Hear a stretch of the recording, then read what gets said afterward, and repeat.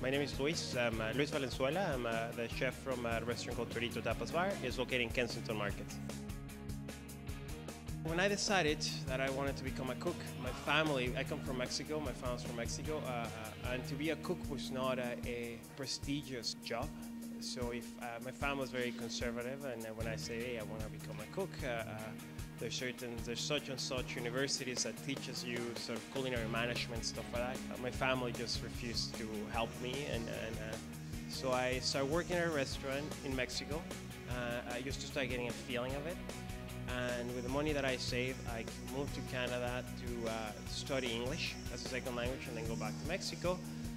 But things just start happening here. I met a chef here that introduced me to George Brown, to the school, and you know, I fell in love with it, and one thing just led to another. If I could describe this using your body, for example, the chef would be sort of like the, you know, the head and the brains, and the cooks would be the hands and the legs and the arms, and there's so much beauty into that craft, you know. So the chef would be more of an artist, where the cook is more of a craftsman, right? When I was younger, I never thought I want to be a chef, but I did want to become a cook. I lived in Canada for 12 years, and I have traveled quite a bit through Europe and Latin America, and there's no place like Canada. This is the most amazing country the world has to offer to the universe, and I think, as a matter of fact, I think that there's a lesson to be taught to the rest of the world, the way that Canadians live.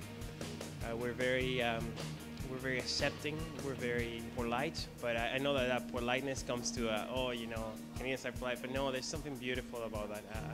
We care for other creatures as well as for our own kind.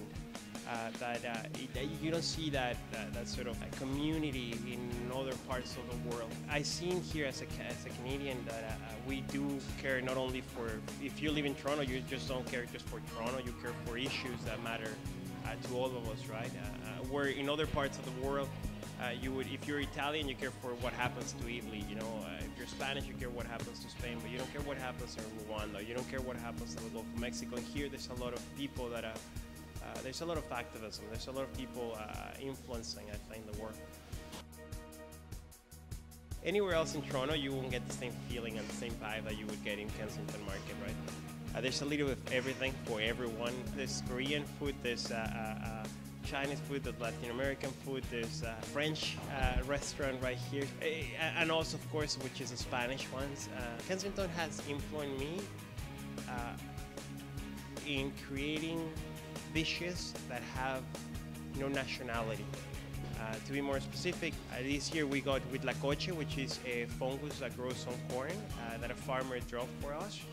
And we were thinking on making something Mexican, but then I thought, you know what, let's tweak it a bit. Let's do something more interesting. So what we did is that we make corn gnocchi, which is Italian. It's a potato pasta dumpling. That we mixed it with this huitlacoche sauce, and the mixture together were incredible. We added a little bit of manchego cheese on top. It was fantastic. A couple weeks ago, we made steam buns. I had steam buns at Chinatown the other day that I loved them. They were very tasty.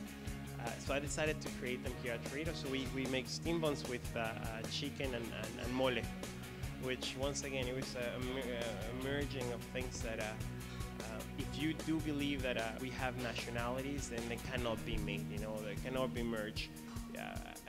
I bet that a Korean guy would say, like, oh, steam buns with mole, that doesn't make sense. But to be influenced here in Toronto, in such a multicultural city, and especially in Kensington, where you see everything and it's just like a mixture of everything. It's like a brewing of different cultures and languages. So I think it comes very natural to us to create stuff like that, right? I find it really hard when there's competition, when people tell me, are you going to win? It's like, you know, I think we already won to be part of it, and to be able to showcase a different side of my culture into this new culture that I live in, right? I tried to show my new countrymates, because I just became Canadian, I'm very happy about it, that there's my heritage and how, you know, through food, how we used to eat and why is it that tacos are so popular in Mexico, right? We're gonna do, there's a type of tacos called campechanos. Campeche is a state in Mexico that is close to the Yucatan Peninsula and stuff like that. Mexicans use the term campechano because that means that campechano means like a mixture of everything. And in this particular state, there's a mixture of, that's where the Spaniards came and the French came as well, and the native people were like a brewing of different things, right? So we're making a taco called campechano, which is going to be a mixture of belly, shoulder, tongues, cheeks. So it should be very good. Should be very, very good with our own tortillas and stuff like that. We're using cornmeal from a Canadian source, the 100 Kilometer company. They outsource local products, and then they bring them to restaurants. So I wanted to do a tortilla that is almost 100% Canadian, right? Just to start showcasing my heritage as a Canadian.